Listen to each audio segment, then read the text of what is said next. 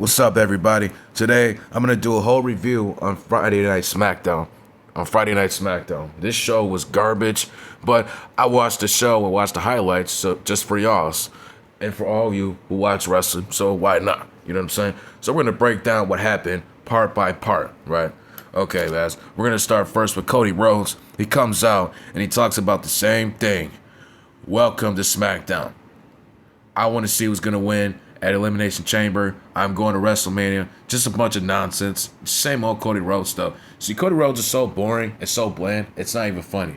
I hate how you fans come into my comments in my last video trying to tell me Cody Rhodes is the good champion. Cody Rhodes is one of the best. How the fuck is he one of the best? If he tucked his tail, went into AEW, he was a jobber for 10 years. His father was not a big star. He comes from a family of jobbers. But at least his brother, Goldust, is talented. You know what I'm saying? At least he's charismatic. You know what I'm saying? But here's the thing. Cody Rhodes is none of those things. Cody Rhodes is not evolving. Cody Rhodes is still the same guy from 2013 to 14. Cody Rhodes is always going to be a boring ass character. So Cody Rhodes needs some heel shit up here. He needs to make things interesting. He's not going to interest me at all at this point. Drew McIntyre comes out. He tells Cody Rhodes that I want the Elimination Chamber toys. I want Money in the Bank, Royal Rumble, etc., etc. I don't care. He talks about I can't stop thinking about Punk. I can't stop thinking about Roman. The same old Drew McIntyre promo. So I don't want to hear this shit. Like, I literally just skipped through his promo. Because Drew McIntyre is so boring and bland. Like, if this Triple H does not stop anything and make this dude interesting, then fuck Drew McIntyre at this point. He's so boring and bland. Like, he was a jobber in fucking WWE 10 years ago. And you're going to tell me that this dude is a big threat? Like, come on now. He just left and got himself better. And this whole time, it tells me that Drew McIntyre is not talented. So who gives a fuck about Drew McIntyre? Jacob Fatu comes out. He tells Drew McIntyre, I am winning, dude. I'm winning the match tonight, and I'm dog walking all their asses to WrestleMania. Drew McIntyre comes out the ring, and then this leads to him face to face with Cody Rhodes, right? You know what I'm saying? Cody tells Jacob absolutely nothing, some bullshit, and we see Solo Sikoa pop up on a Titantron out the car, and they're like, basically these two fucks, they bitch about who's gonna speak to him first. You know what I'm saying? Like, it's really fucking dumb. I don't even care anymore. Up next, we have Naomi versus Chelsea Green. The winner qualifies for the Elimination Chamber match. Here's my problem. Why the fuck are the World Tag Team Champions getting qualifying matches? Why can't somebody like Candice LeRae, Raquel Rodriguez, you know what I'm saying? Io Sky get a qualifying match. Why can't Io Sky get in the qualifying in the fucking Elimination Chamber? I'd rather take Io Sky to compete on here instead of fucking Naomi, because we gotta stop having our champions get awarded so much here. And that's what I said about Bianca Belair. She's getting awarded everything, and it's unnecessary, and it's a shit booking. Triple H does not care, and all Triple H want to do is make money.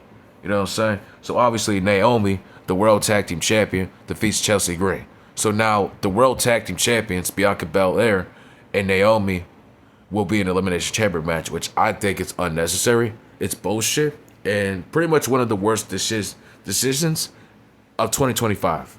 You know what I'm saying? I don't like it. I don't approve of it. Solo Sikoa tells Jacob backstage that since I had to take some time off since losing to Roman and losing to Eula Fallon, it's just a fucking Eula Fallon. You know what I'm saying? So what if you lost to my nigga? You should have just come out here and keep competing. I would love to see Solo Sikoa be the Royal Rumble, but it wasn't. So as I'm seeing here, it's kind of the same repeat of what happened with Roman Reigns and Solo Sikoa. Roman Reigns left, Solo Sikoa picked up the ball and turned on Roman.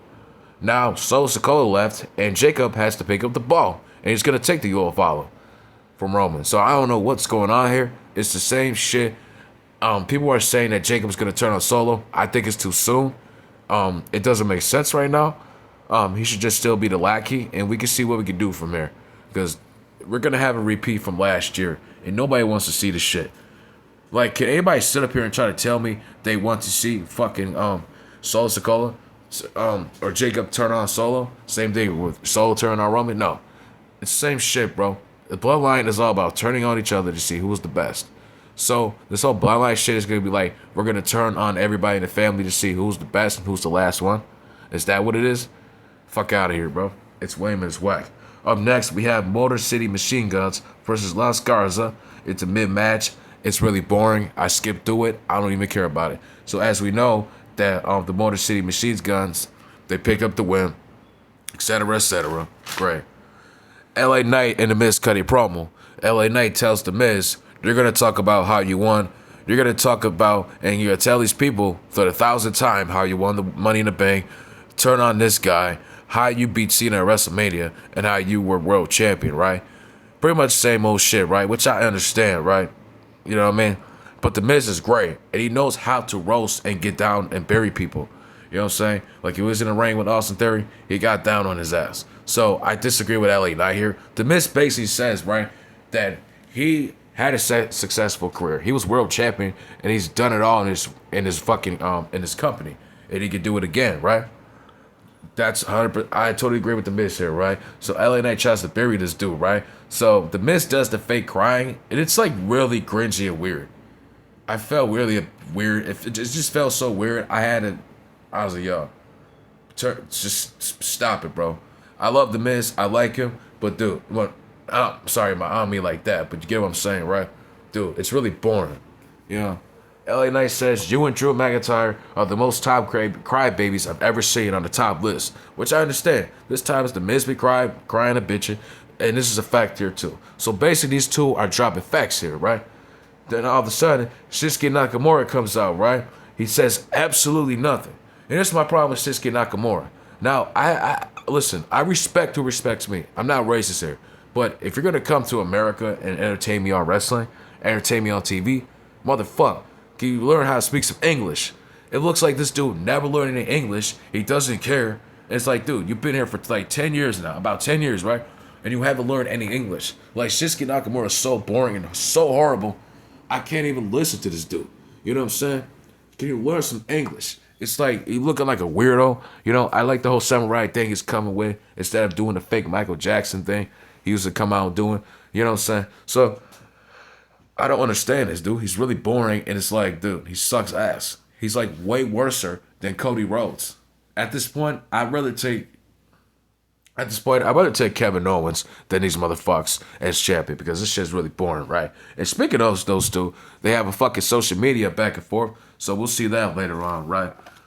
So obviously they have a match, right? LA Knight squashes The Miz, you know what I'm saying? Well, 2-minute match or whatever the fuck. Obviously he wins the match, and he will face Shinsuke Nakamura. Carmelo Hayes gets a fucking a haircut backstage. This is funny as hell because R-Truth is fucking hilarious. I don't know why they make it R-Truth as an idiot. R-Truth tells Carmelo Hayes that, what is it called? Akira Tozawa. He tells R-Truth, fucking Carmelo Hayes. He tells R-Truth that my bad about your boy Akira Tozawa. I didn't mean to hit him like that, but business. I had to do what I had to do. R-Truth was like, yeah, man, the name Akira Tozawa or some shit were names given by our mothers or whatever the fuck, right? So basically, it's a dumb promo. I don't know why they're making R-Truth not listening to this dude and saying stupid shit. It's just really boring as fuck. You know what I'm saying? So up next we have the match. Carmelo Hayes attacks him while he counters the clothesline, right?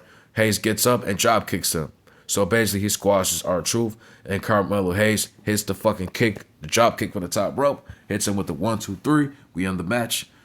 Jimmy Uso watches TV backstage as Drew McIntyre pops up. He tells him that Jey Uso is going to have his moment at WrestleMania. Tiffany Stratton's got her moment, and Rhea Ripley's got her moment coming up. Charlotte Flair does. But you, man, I beat you, and I would be going to the Elimination Chamber and going to WrestleMania. So basically, he's mimicking and talking shit to Jimmy Uso, and Jimmy Uso comes from behind and kicks him, right? He walks off and kicks him, right? So he probably deserves it. I wish he could have just punched him in his face and just punch him from there and stop him out, then kick him. But it is what it is, bro. He still deserves an ass beating, you know? Up next, we have Nia Jax versus Tiffany Stratton. They start off with the brawl. Nia goes for the slam, but Tiffany counters it into a drop kick.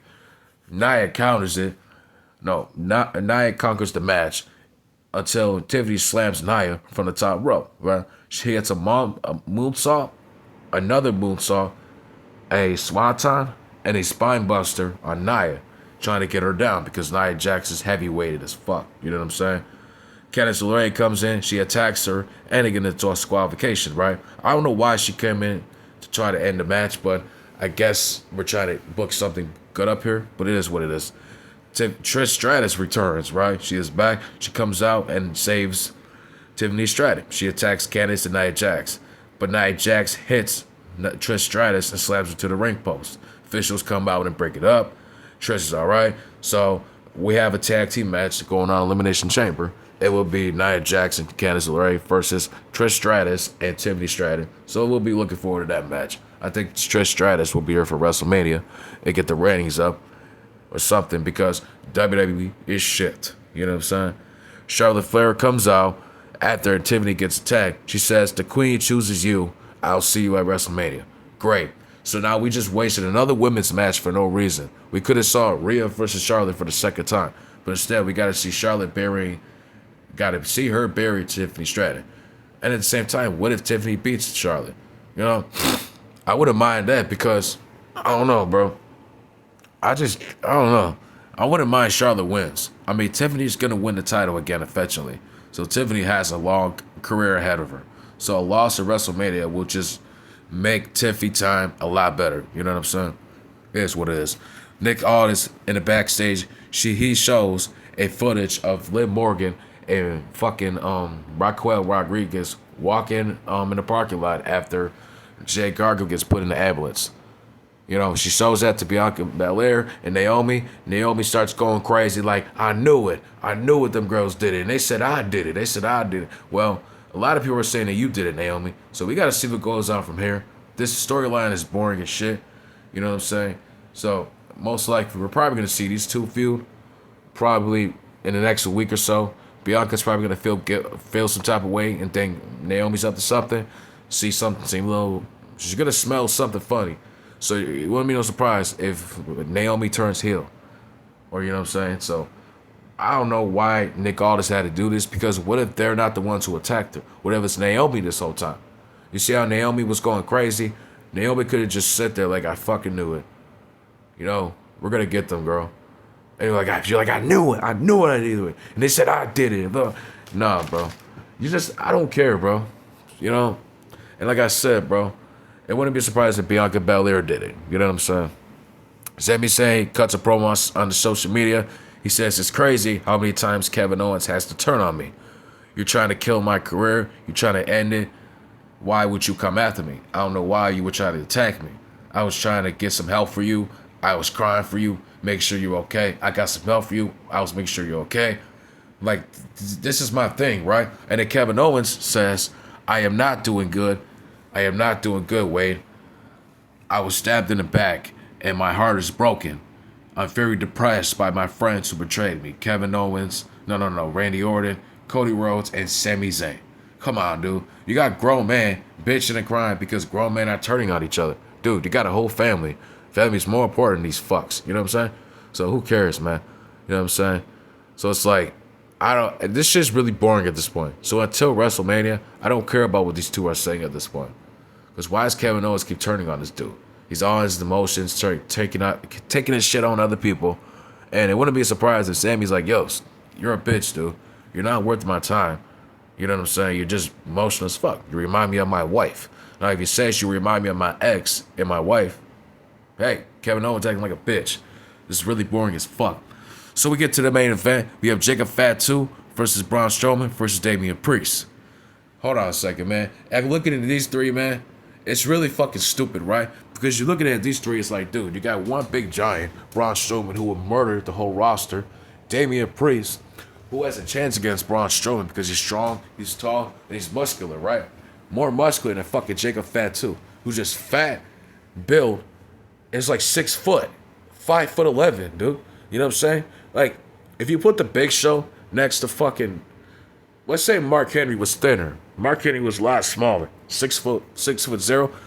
Somebody like that, Big Show would just murder this dude. You know what I'm saying? So you have to understand this, right? Braun Strowman and Jacob Fatu are not these threats that nobody is saying, right? It's really stupid. I don't understand, right? So we start the match. They throw Braun Strowman out the ring. Jacob and Damian start brawling. They start throwing drop kicks and shit to each other. Same old shit, right? Braun Strowman gets up. He starts beating up Chicken Fat too, right? When we get to this, we already hit a 2 minute commercial, so we hit 2 commercial breaks, 5 minutes of commercials. So we just wasted 5 minutes of this match just for commercials. It's unnecessary. We could have just had a commercial. We could have just had one commercial and called it a day. But instead, I don't know why. This is the same shit that's happening with WWE. We always gotta have commercials because they need money and they don't care about what wrestling is and what it's supposed to be. Fuck this shit, man. So we continue the brawling, right? Damian Priest takes over. He slams them into ring posts, right? Jacob tries to suplex Damian, but Braun Strowman grabs them both off the top rope and slams them, right? So he picks these two up and just slams them, which I think is cool. And it was a cool ass move and pop. I like this, man. You know what I'm saying? I really like this shit, right? So Braun Strowman goes for the power slam on Jacob Fatu, right? So Sikoa hits a spike on him, right? Cody Rhodes comes out and attacks Solo Sikoa. Tama comes out and tries to attack Cody Rhodes, but he accidentally spikes Solo Sikoa. Jacob Fatu gets mad and looks Solo in his face, furious. So then a lot of neckbeards are going to be drawing out their pants, thinking there's going to be a whole heel turn coming up and all this other shit. We don't even care, bro. You know what I'm saying? It's too early, and it's like they just started this damn group. So I don't understand why they got to do all this. It's basically it's repeatable from last year. So I don't want to see this shit again. You know what I'm saying? So fucking Cody Rhodes hits the crossroads in Solo Sikoa after Jacob Fatu, like I said, looks mad as hell, right? Damian Priest hits the Self of Heaven to Braun Strowman, 1, 2, 3. So Damian Priest will be in the Elimination Chamber, right? I mean, Damian Priest deserves it. He had a good year, you know. Even though he got turned on, he deserved it. A fresh start, and a new start to SmackDown. So I respect that, and he deserves it. So yeah, I hopefully he wins it. He could beat Cody Rhodes, or I don't know. But in my opinion, people are gonna say it's John Cena who's gonna win. Blah blah blah. And like I said, bro, I don't know if he loses it to Cody Rhodes. It is what it is. But I would like to see The Rock beat his ass after WrestleMania, so The Rock can take that championship right after WrestleMania. So we get The Rock versus John Cena. You know what I'm saying? So yeah, man, this SmackDown was horrible as fuck. I hope it's not gonna get any better. I'm really exhausted at this point. This is like so horrible, man. For real.